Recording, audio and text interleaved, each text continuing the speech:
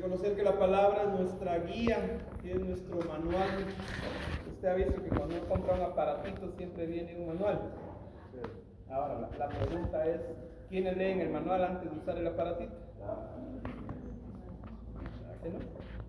La otra pregunta es, ¿cuántos leyeron su Biblia hoy temprano? Allá vamos, qué bueno.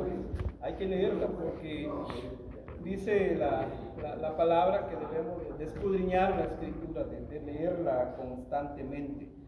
Yo quiero hablarles hoy de un punto, este punto es de uso práctico en la iglesia. Miren, la iglesia de Jesucristo fue instaurada por Jesucristo. Jesucristo le dice a Pedro, cuando Pedro por medio del Espíritu Santo revela que él es el Mesías, le dice a Pedro, sobre esta roca edificaré mi iglesia, hablando de Jesús. Entonces Jesús fue el que instauró la iglesia y los discípulos fueron los que empezaron a hacer la tarea de plantación de iglesias. Recuerden que hubo necesidad que hubiera una persecución para que los discípulos salieran y fueran a plantar iglesias a otros lados. Estaban muy cómodos en Jerusalén. Luego la iglesia en Antioquía empieza a enviar misioneros a regiones más lejanas. Sí, por ahí la dejé, gracias. Y empiezan las iglesias a crecer. Surge el apóstol Pablo como el apóstol a los gentiles, y entonces las iglesias ya empiezan a ir hacia puntos más lejanos de la Europa conocida hoy, y están ahí las iglesias. Pero entonces tenemos dos iglesias, una iglesia de corte judío y otra iglesia de corte gentil. Y se empezaron a dar los choques de costumbres, porque el judío por ley cumplía un montón de ceremonias, era su ley. Recuerden que es el pueblo escogido de Dios, y como nación Dios le deja leyes, decretos y estatutos para el qué hacer de la vida como nación. Pero ahora surge la iglesia gentil, que no es judía, y empiezan los conflictos. Es que mira, aquel no se lava las manos, es que mira, aquel no hace eso, es que mire. Entonces hay necesidad de que se haga el primer concilio, y el primer concilio es en Jerusalén. Va el apóstol Pablo y los representantes de las iglesias gentiles. El gentil es aquel que no es de raza judía, y está el apóstol Pedro, Santiago, que Santiago era el presidente de la conferencia de ese entonces, ahí en Jerusalén, y empieza el debate, ¿qué hacer con la iglesia? ¿O cumplen la ley judía o no la cumplen? Y entonces, después de un gran tiempo de debate, y lógicamente guiados por el Espíritu Santo de Dios, la gente encargada de la iglesia en ese entonces le dicta únicamente dos requisitos que cumplir a la iglesia gentil. ¿Alguien recuerda cuáles son esos dos requisitos? ¿Alguien ha leído en el libro de los Hechos? ¿Cuáles son los dos requisitos que debe cumplir la iglesia gentil? Creer en Cristo y bautizarse. No. Bueno, entonces el concilio de Jerusalén, surge un documento que es enviado a las iglesias, y hay elementos que debe de cumplir la iglesia gentil. Sí. Número 1, abstenerse de la inmoralidad sexual. Recuerden que la iglesia gentil está en el mundo greco-romano, y el mundo greco-romano era un mundo dedicado a la inmoralidad sexual. Con ellos eso que usted se asombra ahora que hay hombre con hombre, mujer con mujer, sí, ya viene de antes. Y el mundo greco-romano lo promocionaba. También estaban los gimnasios. ¿Alguien va al gimnasio? ¿Ninguno va al gimnasio? Bueno, a veces es bueno ir al gimnasio, pero los gimnasios en la época griega, la gente iba a hacer ejercicio desnudos. Por eso que ahora van igual. Esa era la costumbre, ir desnudos. ¿Por qué? Porque el mundo greco-romano, por la influencia griega, le daban culto al cuerpo. Eso andar bien marcado, bien fornido, era un culto. Porque el griego adoraba la excelencia del cuerpo. Por nacía con una malformación, iban a la montaña más alta y lo tiraban. Ellos no aceptaban deformes en su sociedad. Tenían que ser hombres y mujeres. Bien, de ahí nace el dichoso perfil griego. Y ya, una perfección tal. Y en medio de todas esas costumbres paganas surge la iglesia. Luego, gracias a Dios, la iglesia sigue extendiéndose, pero empiezan a surgir cuestiones de uso común, qué hacer, qué no hacer. Usted lee en la carta del apóstol San Pablo a los Efesios, por ejemplo, él les dice cómo vivir en medio de un mundo tan difícil, porque en Éfeso estaba el templo de la diosa Diana. ¿Alguien sabe cómo era la diosa Diana?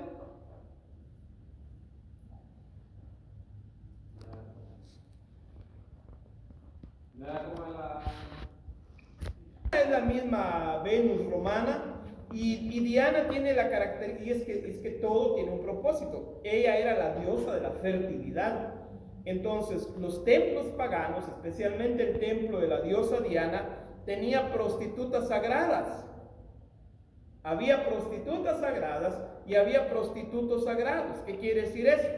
Que en el atrio del templo, en la entrada del templo, podían tener relaciones sexuales a la vista de todo el mundo, porque era un sacrificio a Diana. Pueden googlear a Diana. Diana es una estatua de una mujer llena de pechos. Entonces, ¿cómo vivir la iglesia en medio de todo este conflicto moral? La iglesia debería ser una iglesia que debe marcar una excelente moralidad en medio de un mundo inmoral. Esa es la gran lucha, y sigue siendo nuestra lucha hoy. Igual que el tiempo antiguo, vivimos en un mundo inmoral. Y por eso Jesucristo dijo que debíamos ser la luz y la sal de este mundo, para que realmente podamos demostrar que sí es posible vivir una vida justa, una vida santa, una vida moral, pero una vida moral manejada por Dios, porque está también la moralidad de corte humanista, y la moralidad de corte humanista no es agradable a Dios. Y entonces ahí está todo ese panorama del qué hacer de las iglesias.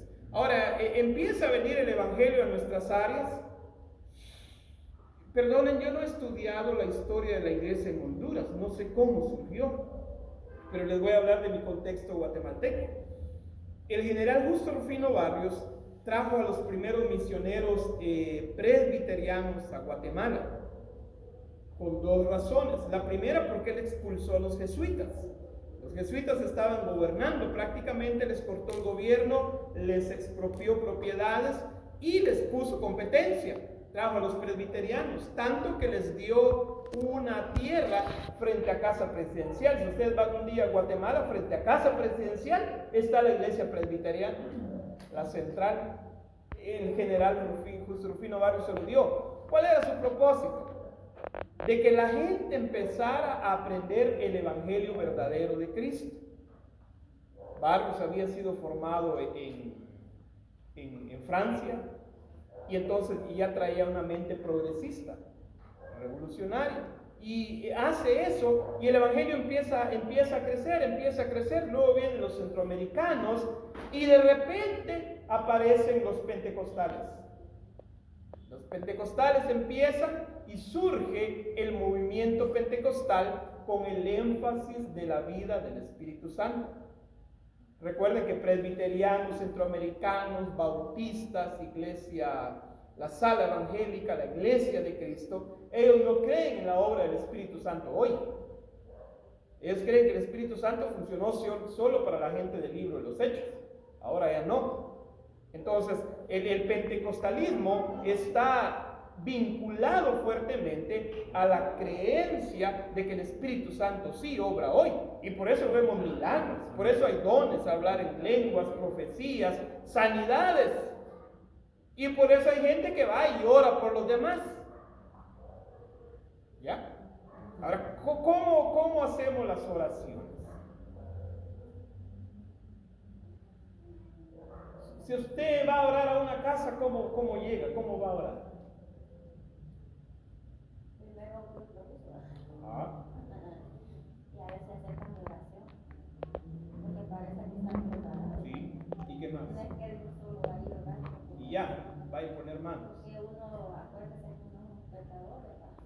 vamos a la iglesia y... No, ahí tiene un mal concepto usted. Bueno, no. Dice la Biblia que el que cree en Cristo ya no peca. Entonces somos pecadores. Miren, permítame, el ser pecadores es un mal concepto.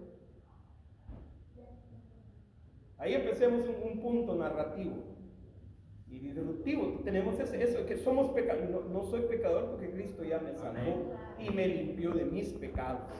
De hecho, vivo en este mundo, pero ahí está la diferencia. Ya no vivo en pecado. Pero volvamos a mi punto específico que quiero desarrollar con ustedes esta noche.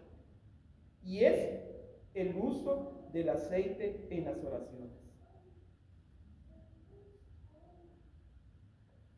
El uso del aceite para bendecir una casa. El uso del aceite para bendecir un negocio.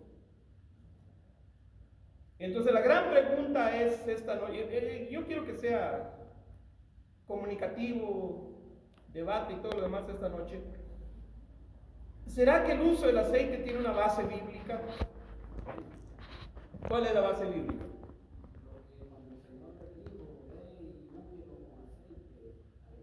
¿Qué señor? No, cuando le dio el mandato a los apóstoles en Santiago 5:16. ¿Quién habla en Santiago? El mismo Espíritu tiene una inspiración.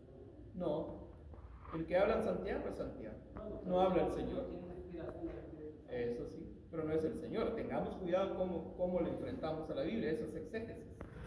Ya, entonces, no fue el Señor el que dio el mandato. ¿El Espíritu o el punto de vista del apóstol? ¿Quién más? ¿Quién me ayuda?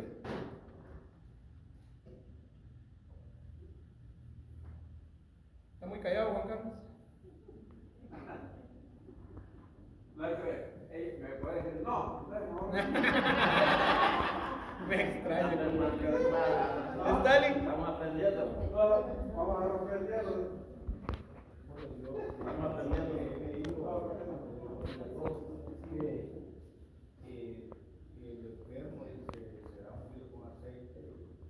Lo mismo que está exponiendo Ronnie en Santiago, ya. Ahora, ¿hay aceite? Sí hay. Ahora, ¿de dónde surge el uso del aceite? ¿De dónde viene el concepto del aceite? Ese es un concepto del Antiguo Testamento. Del Antiguo Testamento. El aceite de la unción en el Antiguo Testamento era un aceite sagrado. Sagrado y usado para consagrar, o sea, separar para Dios a personas y objetos. Vayamos a Éxodo capítulo 30, verso 22 al 33. Éxodo 30.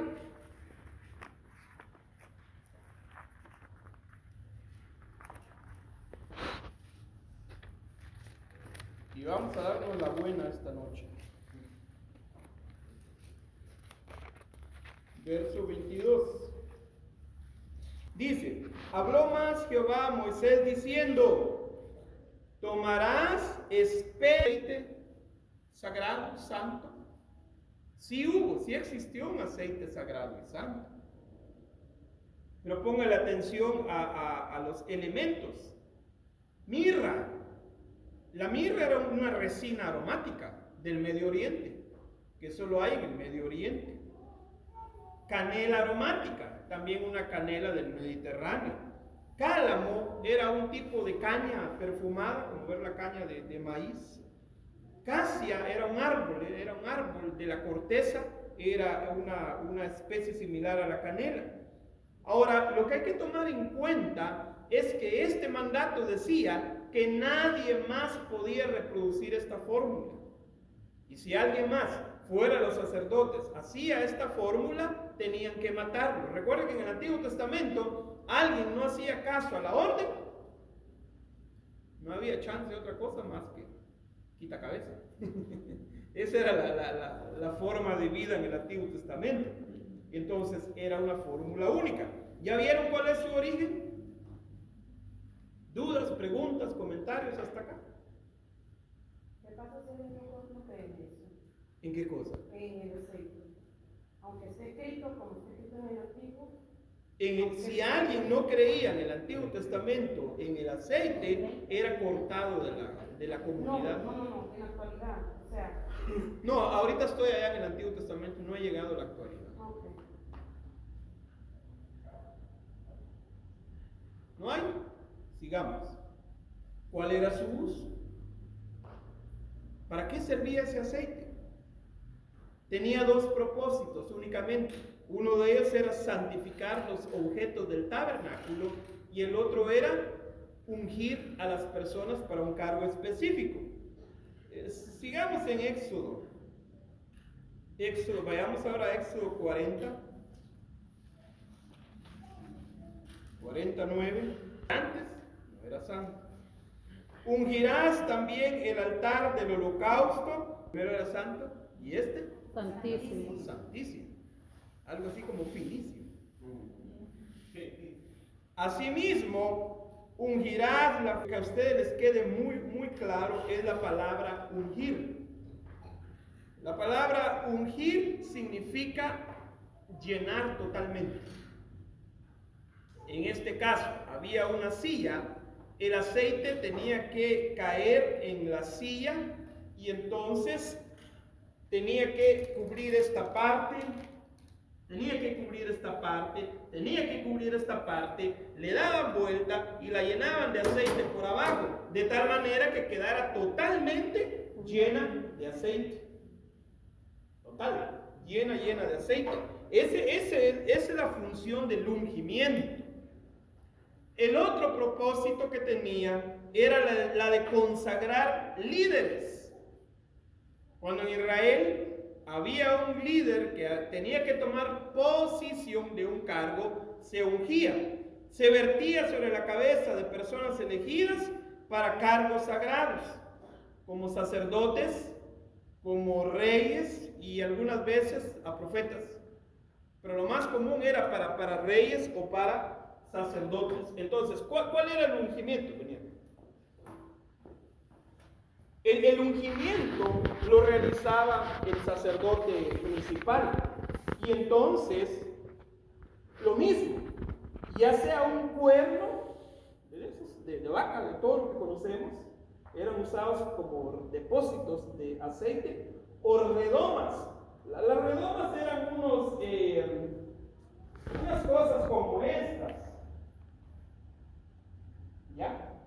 Eran gorditas de abajo, por así decirlo, y un poquito más angostas arriba para que el aceite no saliera de un solo, sino que poco a poco. Entonces, esos eran los dos objetos para cargar aceite. Entonces, le echaban el aceite en la cabeza al individuo y tenía que correr por todo su cuerpo hasta llegar a los pies.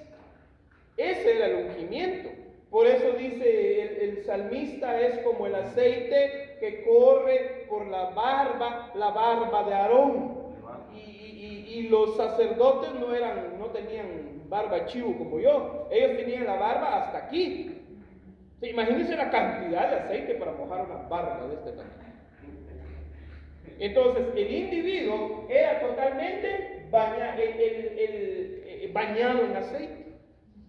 ¿Ya? Eso es el ungimiento. Ungir significa bañar totalmente a alguien en aceite. Esa es la palabra ungimiento. ¿Dudas, preguntas? Todavía estoy Tiene allá. que tener bastante aceite. Sí, imagínate un cacho, ¿cuánto Yo le me cabe a un cacho? imaginaba como No, vos estás aquí, andate al Antiguo Testamento. Y ya, y ese era el punto especial. No, gracias.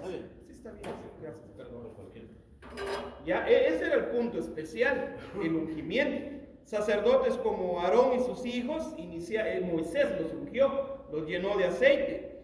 Reyes como Saúl, David y Salomón, para marcar el inicio de su reinado. Vayamos al primer libro de Reyes, capítulo 1, verso 39. Primer libro de Reyes.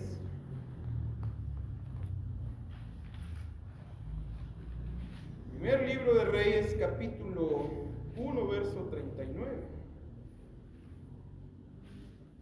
estos reyes y sacerdotes también tenían la característica que eran peludos y barbudos. Era cantidad enorme de aceite que se les aplicaba. Profetas, ocasionalmente algún profeta también le echaban aceite para que fuera ungido como rey. Ahora, ¿qué significaba el aceite? En primer lugar, significaba separación. Esta persona está dedicada para ser rey, esta persona está dedicada para ser sacerdote, o esta persona está dedicada para ser un profeta. De ahí a nadie más le aplicaban aceite. Nadie más tenía derecho a ser ungido, a nadie más ungían. ¿Por qué? Porque era un aceite sagrado, específicamente para un tipo de cosas. ¿Ya? Ahí está el punto del aceite.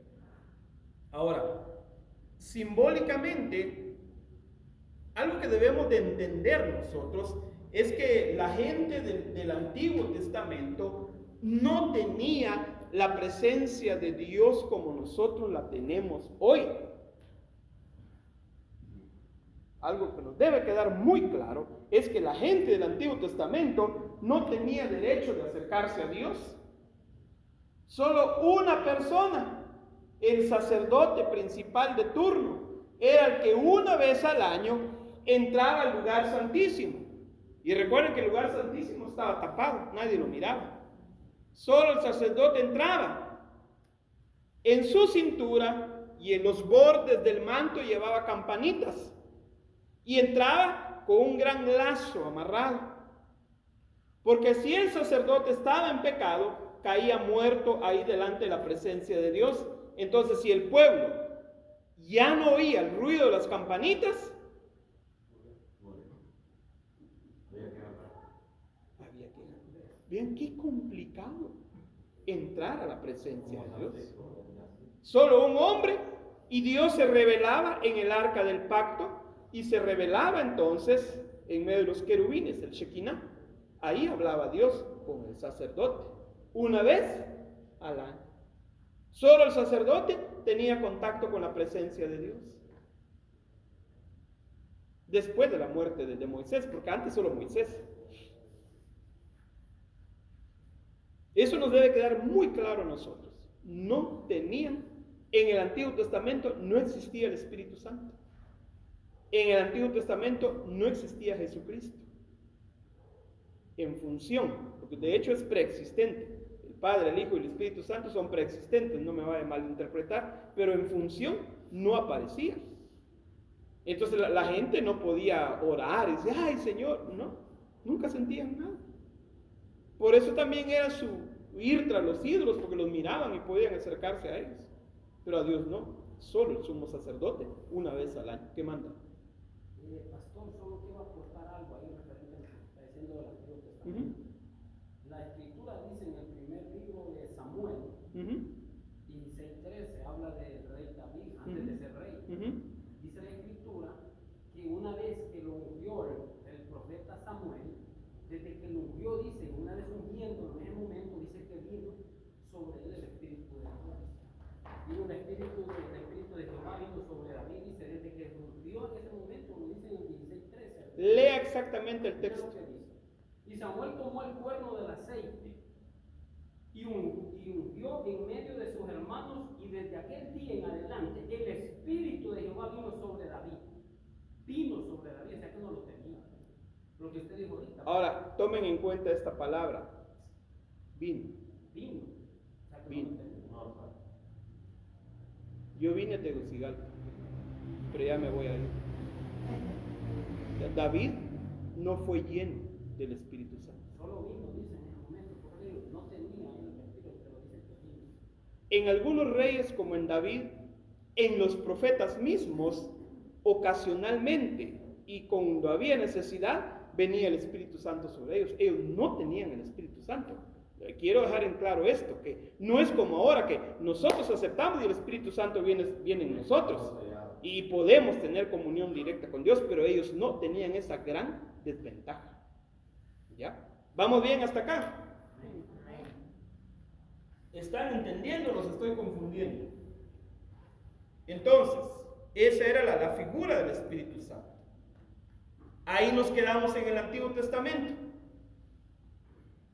Ahora vengamos al Nuevo Testamento. Todavía no estamos en la actualidad, hermana, y no vaya a perder esa, no vaya a olvidar esa pregunta, me la vuelve a hacer.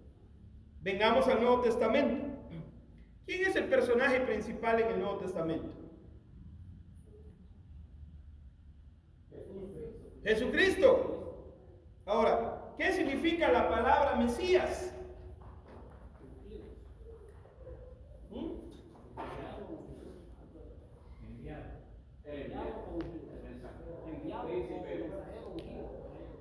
¿Y la palabra Cristo?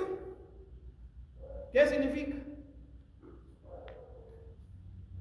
El unigénito. Se las pongo difícil yo, ¿no? El Mesías en hebreo, el Christos, es la palabra griega, Christos, es lo mismo, el ungido. El ungido es lo que significa. Ahora, ustedes son expertos en Biblia. Díganme en qué momento ungieron a Jesús con aceite. Él era rey, él era sacerdote, él era profeta. Él cumplió los 3 ministerios importantes del Antiguo Testamento: rey, sacerdote y profeta. Ahora, ¿en qué momento le echaron aceite en la cabeza? Mateo, Marcos, Lucas, Juan. Tenemos 4 relatos de la vida de Jesús. La Biblia habla de que una mujer llegó y derramó aceite, pero no fue parte de la... No dice aceite.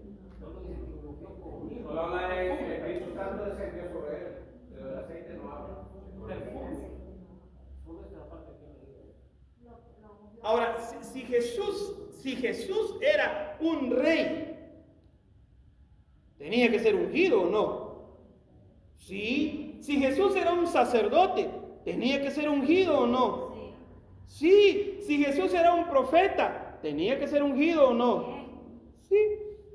Solo que para los fariseos, que eran los intérpretes de la ley mosaica, para ellos no consideraban a Jesús el Mesías, seguían esperando el Mesías. Sí. Por eso que no fue ungido, porque ellos lo rechazaban. Muy bien, gracias hermano Juan Carlos, buen aporte. ¿Alguien más? Que él era el Hijo de Dios. Muy buen aporte, muchas gracias. ¿Alguien más? Entonces, Jesús viene a esta tierra en un contexto totalmente diferente. Ya no está la sociedad judía como tal, la sociedad israelita como tal, en el ejercicio de sus funciones. Ya están bajo el dominio romano. Cuando Jesús nace, por eso tiene Lucas, el escritor, tiene cuidado de decir bajo el gobierno de Augusto César, bajo la gobernancia de Tiberio, y todo eso nos pone en el contexto histórico. O sea, Jesús viene en un momento donde los judíos ya no tenían gobierno, ya no había un rey, ya no había un príncipe sobre ellos. A Herodes le llaman rey, pero Herodes no era judío. Era alguien nombrado por los romanos. Entonces, ¿cómo es que Cristo desarrolla su ministerio? Y aquí viene algo muy importante que necesitamos aprender. Vayamos a Lucas, capítulo 3, verso 21 al 23. Evangelio según San Lucas, capítulo 3, verso 21 al 23. Aconteció, Jesús mismo, al comenzar su ministerio, era como de 30 años. Y empieza la genealogía. ¿Qué había que hacer para que un rey tomara el cargo? Ungirlo. ¿Qué había que hacer para que un sacerdote tomara el cargo? Ungirlo. ¿Qué está haciendo Dios aquí con Jesús? Ungirlo. ¿Con qué lo unge? Con el Espíritu Santo. Muy bien, ustedes son buenos alumnos. ¿Ya? Entonces, ¿qué pasó ahora con el aceite? ¿Por qué no están usando aceite? No había. ¿Quién bautiza a Jesús? En el agua. ¿Quién bautiza a Jesús en el agua? Juan. ¿De qué línea sacerdotal era Juan?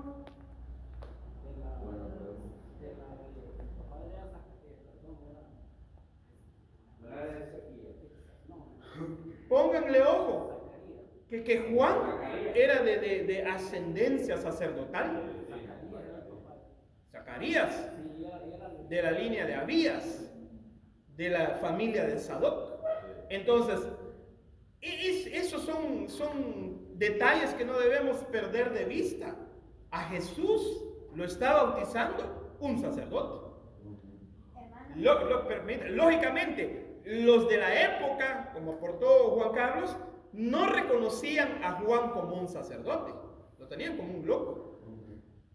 Los gobernantes, recuerden que el mundo judío tenía su gobierno religioso. Fariseos, saduceos, herodianos. Ellos eran los que gobernaban religiosamente. ¿Qué manda? Era la pregunta, en vez de ser bautizado Juan por Dios, Juan lo bautizó a Dios. Sí, el pobre Juan no fue bautizado. Entonces, tenemos aquí a un Jesús siendo bautizado, y aquí surge bueno, este es otro tema, el elemento del bautismo. Por eso es que nosotros debemos de bautizarnos, porque Jesús lo hizo. Ahora, hay dos mandatos, tal vez me salga un poquito del tema en que dejó Jesús instaurados. Uno es el bautizo y la otra es la Santa Cena, la comunión, el sacramento, la Eucaristía. Eso debemos nosotros, si es un mandato, hay que cumplirlo. O sea, como iglesia, por lo menos una vez al mes hay que celebrar la Santa Cena, porque si no, no estamos cumpliendo la ley de Dios. Y son dos mandamientos sagrados. Por eso se llaman sacramentos.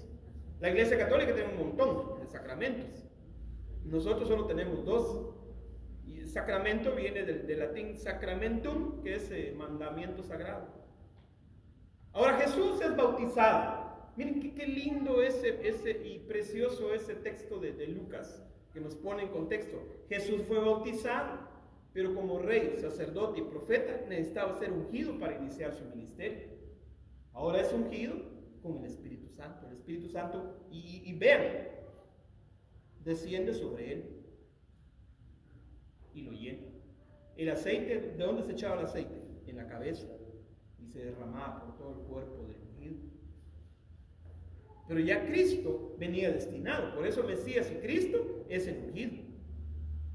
Y ahí está ya, Cristo Jesús haciendo la tarea, la obra. Ahora, surge en la iglesia primitiva, otra vez, les dije que habían dos iglesias, la judía y la gentil. La judía empezó a tomar la costumbre del aceite, del uso del aceite, pero miren, el uso del aceite es uso común en el Medio Oriente hasta el día de hoy. Ya no el aceite sagrado, el aceite de la santa unción.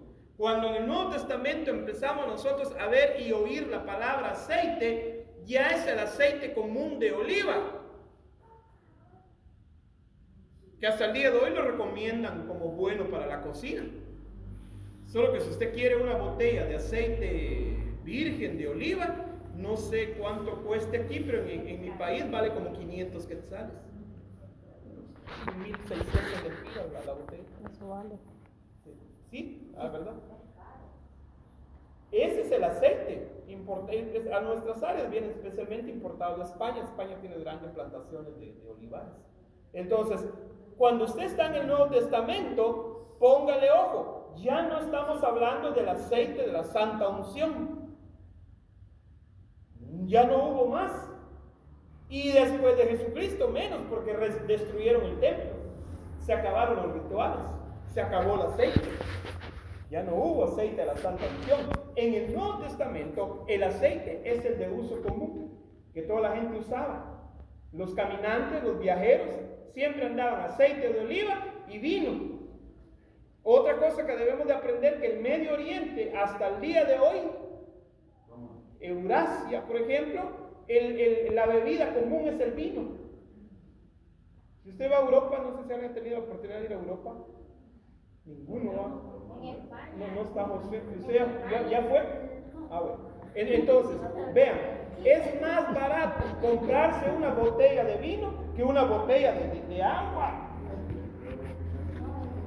Una botellita de agua ya es carísima, es más barato una botella de vino. Hasta el día de hoy ellos siguen consumiendo vino. Lógicamente, Jesús, los apóstoles, por eso los apóstoles también normaron el consumo de vino. Pero el vino se puede poner una buena. De la iglesia, los cristianos de la iglesia primitiva tomaban vino. Y ahí está, pero ustedes me tienen que invitar para otro seminario. Porque ahí está el conflicto con la iglesia de Corinto. Los hermanos en Corinto terminaban bien bolitos. Lean las cartas a Corintios, la primera y segunda carta, terminaban bolitos. Por eso el apóstol Pablo da la normativa de cómo celebrar la Eucaristía. Sí, ya. Entonces, ese es el uso del aceite. Ahora, el otro uso del aceite en el Medio Oriente que nosotros debemos de entender es que era de uso terapéutico. ¿Habrá algún terapeuta entre nosotros? Nadie. Bueno, los terapeutas, hasta el día de hoy los terapeutas usan aceites y toda la cosa para hacer los masajes. ¿O alguna vez ha ido usted que le hagan su masajito terapéutico? Por lo regular lo hacen con aceites. El Medio Oriente tiene la característica, como estamos hoy en Temus, no hay agua. Solo que es por siempre, ¿no? Es muy raro tener agua en abundancia. Entonces, el aceite se abunda. ¿Ha visto usted que a los niños, especialmente a los chiquititos, se les da un baño de esponja? Con eso se limpian. Pues ese era el tipo de baño que hacían antes las gentes, su baño de esponja con aceite de oliva. Ahora, cuando a un enfermo lo iban a visitar, la tarea era, hágale un baño de